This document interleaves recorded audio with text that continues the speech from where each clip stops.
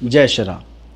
दोस्तों, कभी आपने नोटिस किया है कि कुंडली में कोई भाव बहुत अफ्लिक्टेड दिख रहा होता है। एग्जाम्पल के लिए नवम भाव जो भाग्य का है बहुत कमज़ोर दिख रहा है, लेकिन उसके बावजूद भी जातक बहुत भाग्यवान है। और इसके विपरीत कई बार कुंडली में बहुत अच्छा भाव दिख रहा है, उसका स्वामी वेल प्लेस्ड है, ओवरऑल कंडीशन बहुत अच्छी है, लेकिन उसके बावजूद जातक को जीवन के उस क्षेत्र में स्ट्रगल करना पड़ा। वैसे तो इसके कई कारण हो सकते हैं, लेकिन उनमें से एक प्रमुख, बहुत सूक्ष्म लेकिन बहुत प्रभावशाली कारण पर आज हम चर्चा करेंगे। तो और विलंब नहीं करते, आरंभ करते हैं आज की इस रोचक यात्रा को।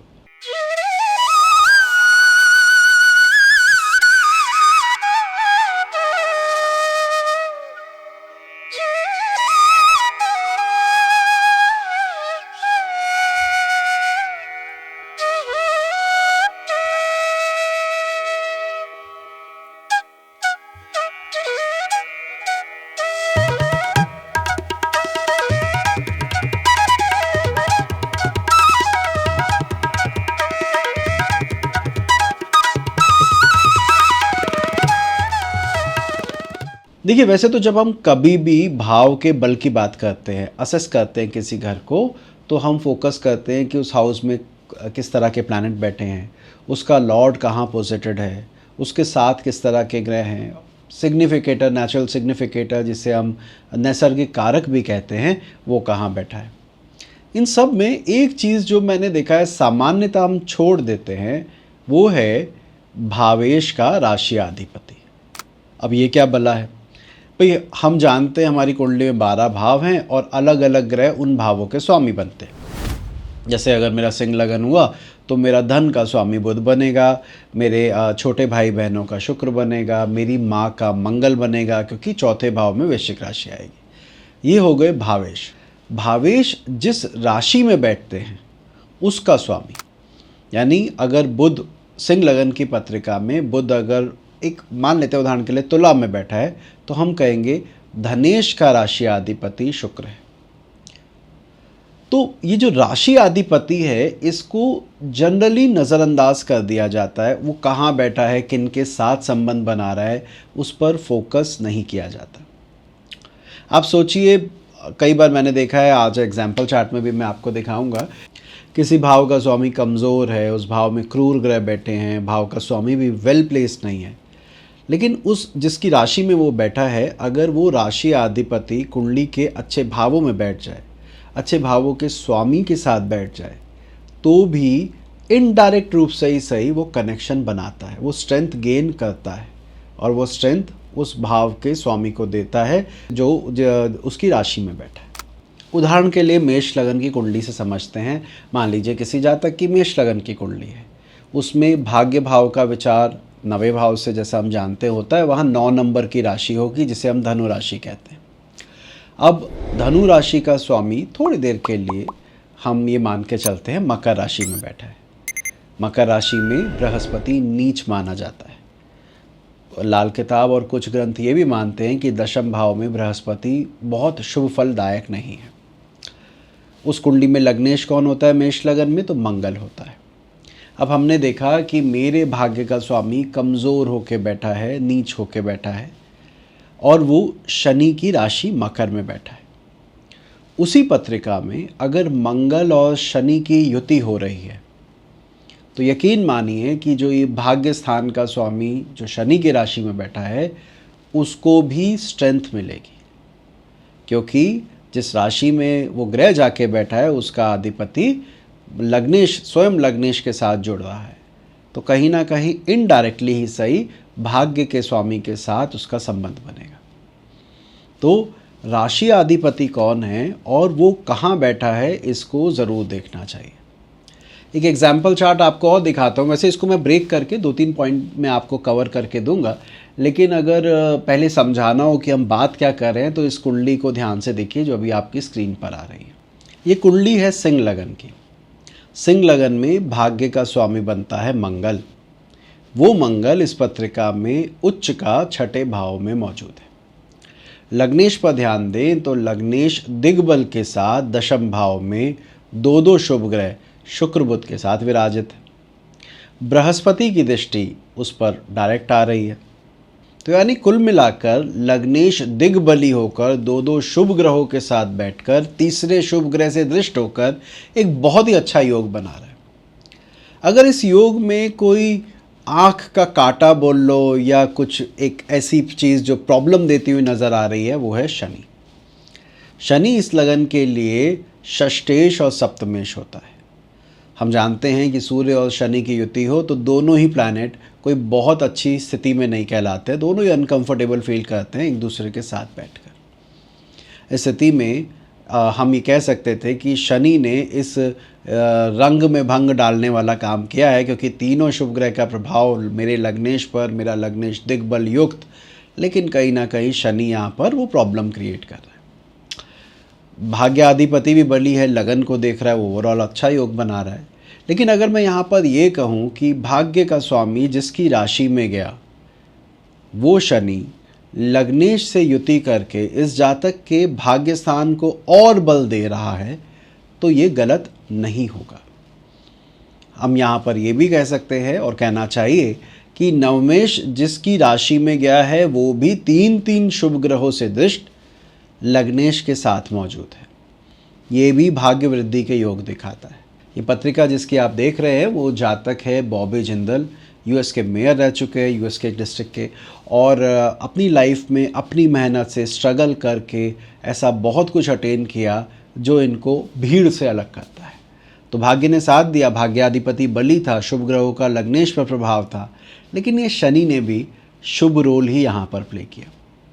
साथ ही साथ जीवन साथी का भी जो इनको साथ मिला है वो भी इस कुंडली में उसकी भी तारीफ करनी चाहिए, क्योंकि वही शनि सप्तमेश भी है। तो जब कभी भी आप इस तरह देखें कि भाग्याधिपति जिसकी राशि में गया है वो ग्रह कुंडली में कहाँ बैठा है, किसके साथ बैठा है। अगर वो पंचम अधिपति के साथ बैठे तो बोलो जी संतान को भाग्य प्राप्ति हो रही है। अगर वो चतुर्थ अधिपति के साथ बैठे तो आप कहिए माँ के लिए शुभ फलदायी है, आपके एसेट क्रिएशन के लिए शुभ फलदायी है, घर बनाने के लिए, व्हीकल लेने के लिए। अगर करियर लॉर्ड यानी 10th लॉर्ड के साथ बैठे तो बोलिए कर्म क्षेत्र में आप काफ़ी उन्नति कर सकते हैं, उसके योग बनते हैं। तो जिस भी भावाधिपति के साथ नवमेश के राशियाधिपति का संबंध हो वो भाव के ग्रो करने के स्कोप को बढ़ा देता है। अब ये दूसरी कुंडली देखिए, ये कुंडली है मिथुन लगन की। मिथुन लगन में भाग्याधिपति कौन होता है, तो हम जानते हैं कि भाग्याधिपति मिथुन लगन में शनि बनता है। शनि यहाँ पर वृषभ राशि में 12वें घर में मौजूद है।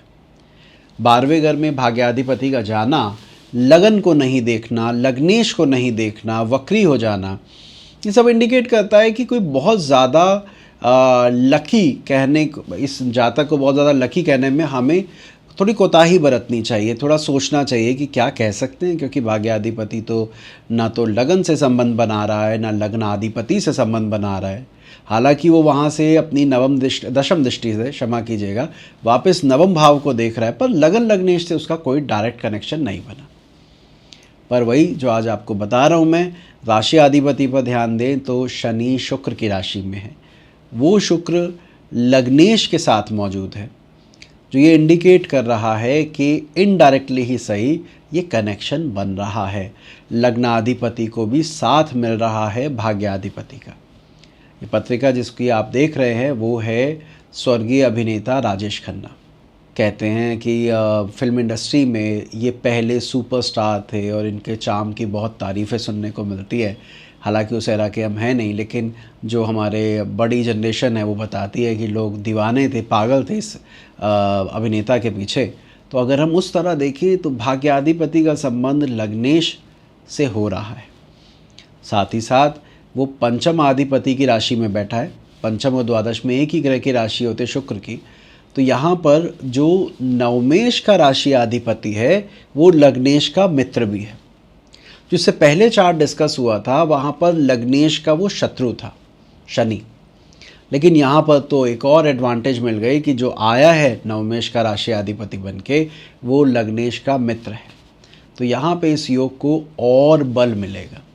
इन किन किन फैक्टर्स को देखना चाहिए मैं ग्रेजुअली आपको बताऊंगा, लेकिन एक फैक्टर ये है कि वो राशि अधिपति का कैसा संबंध लग्नेश के साथ। अब हमने अच्छी अच्छी बातें तो बहुत कर ली, हमने कहा भाग्याधिपति का राशियाधिपति ज़रूर देखो, उससे आपको फ़ायदा रहेगा। लेकिन भाई कुंडली में कुछ घर ऐसे भी है जो संघर्ष देते हैं, जैसे छठा भाव, आठवां भाव। अगर उनके राशियाधिपति लग्नेश से संबंध बनाए तो क्या जातक के जीवन में संघर्ष नहीं होगा? अब जैसे ये एग्जाम्पल चार्ट आपके सामने है, इसको ज़रा ध्यान से देखिएगा। ये कुंडली है मकर लगन की। मकर लगन में योग कारक शुक्र कहलाता है, जो लग्नेश के साथ ही मौजूद है। ऐसी स्थिति में बहुत ही अच्छा योग होना चाहिए, और है भी। मकर लगन में दशम आधिपति बनता है शुक्र, पंचम आधिपति बनता है शुक्र। उस आधार पर शनि शुक्र की युति लग्नेश की योग कारक ग्रह से युति कहलाएगी, जिसका फल ये होना चाहिए कि जातक के जीवन में उन्नति का स्कोप या अच्छी पोजीशन अटेन करने का स्कोप अच्छा है, फाइनेंशियली ओवरऑल अच्छा चार्ट होना चाहिए, वगैरह वगैरह। ऐसे हम इसको देखते हैं। अब मकर लगन में छठे भाव का स्वामी बनता है बुध, आठवें भाव का बनता है सूर्य, और 12वें भाव का बनता है बृहस्पति। इस कुंडली में सूर्य और बुध दोनों साथ बैठे हैं। दोनों साथ कहाँ बैठे हैं? तो दोनों साथ तुला राशि में मौजूद है।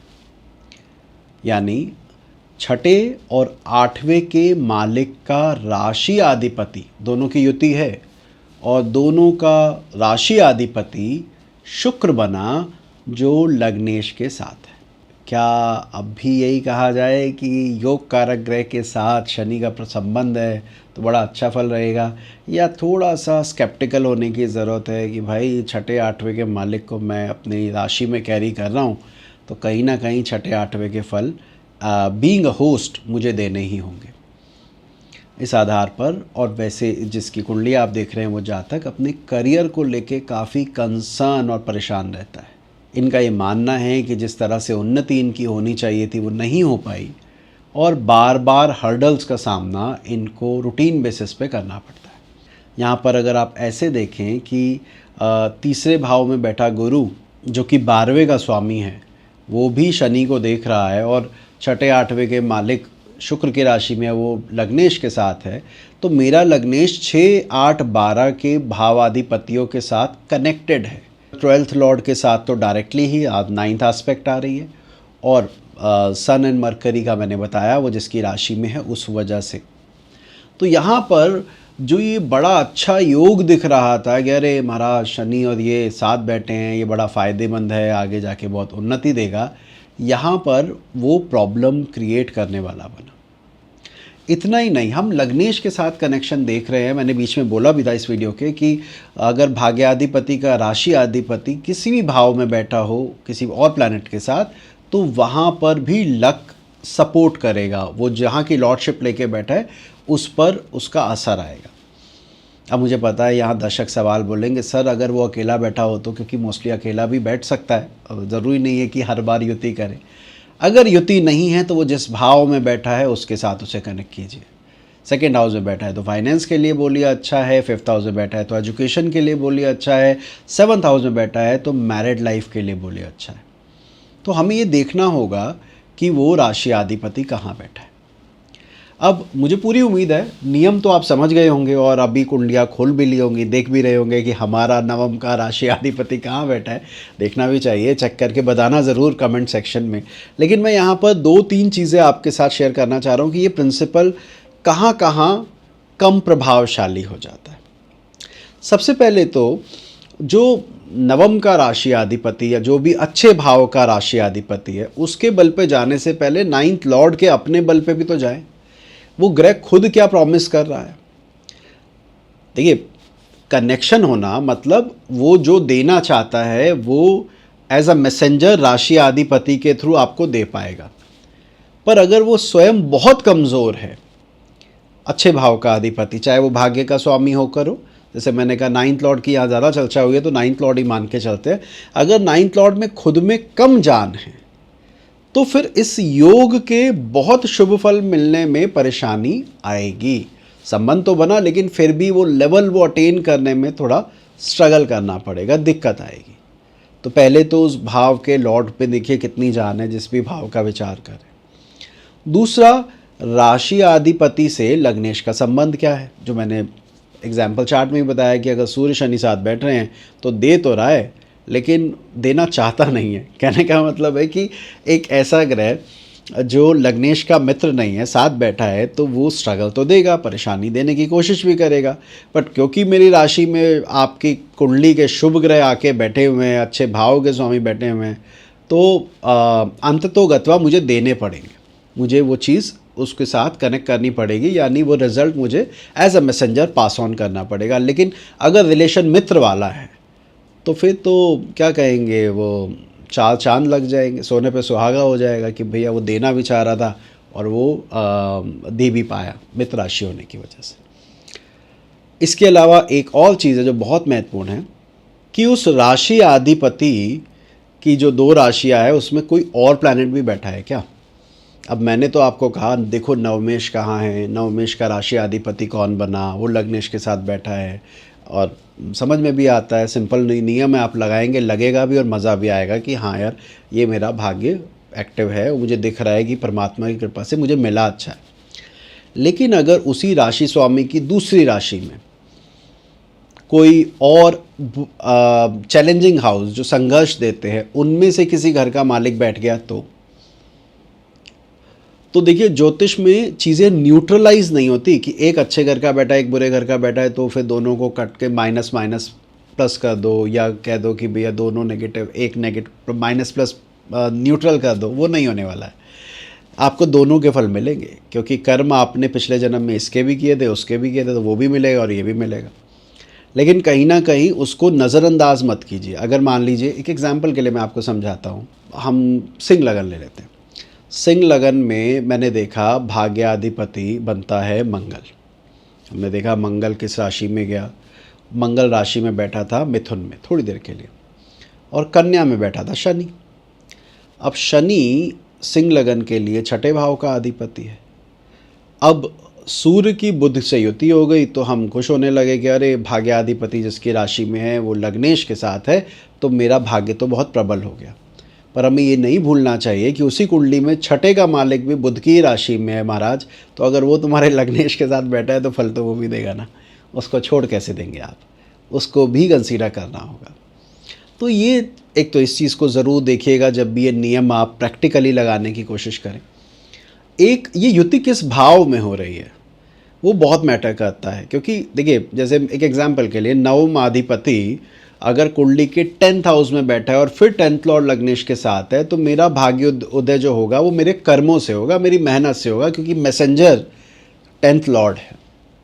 अगर यही युति 3rd हाउस में बन रही है तो ट्रैवल से होगा, जर्नी से होगा, यंगर को बॉर्न से होगा, जो आपके छोटे भाई बहन हैं उनकी वजह से हो जाएगा, आपके दोस्त आपकी सपोर्ट कर देंगे, वहाँ से भाग्योन्नति के योग बनेंगे। तो आपको ये देखना होगा कि 9th लॉर्ड किस भाव में गया और उस भाव का अधिपति जब रिजल्ट देगा तो अपने रिजल्ट ऐड ऑन करके देगा, कुछ जोड़ के देगा, तो उसको भी आप ज़रूर देखिएगा। अब मैं आपके साथ ये कुंडली छोड़े जा रहा हूँ और मुझे पूरी उम्मीद है कि आप कमेंट सेक्शन में बताएंगे इस कुंडली के बारे में कि आपको क्या दिखता है। आशा करता हूँ ऐसे वीडियो आपको अच्छे लगते हो, यदि हाँ तो ज़रूर बताइएगा। कुछ नया सीखने को मिला हो तो भी ज़रूर बताइएगा। आनंद मिलता है जब ये जानते हैं कि चलिए हमारी वजह से कहीं कोई दूर सुदूर कोने में बैठे व्यक्ति को थोड़ा बहुत फ़ायदा हुआ। अपना ध्यान रखिएगा। इस चैनल पर नए हैं तो सब्सक्राइब करना मत भूलिए। ज्योतिष संबंधित अधिक जानकारी के लिए आप इस चैनल को सब्सक्राइब कर सकते हैं। करीब 800 वीडियो होने वाले हैं हमारे, ये हो चुके हैं शायद, तो आपको अच्छा ज्योतिष कंटेंट देखने को मिलेगा। मिलते हैं अगली बार किसी और विषय के साथ। अपना ध्यान रखिए। जय श्री राम। ये तो केवल शुरुआत है। आगे की समझ के लिए स्क्रीन पर दिए गए वीडियो आपके लिए और उपयोगी रहेंगे। उन्हें देखें और नियमित रूप से ज्योतिष सीखते रहें। सब्सक्राइब करके इस ज्ञान को आप निरंतर प्राप्त करते रहें।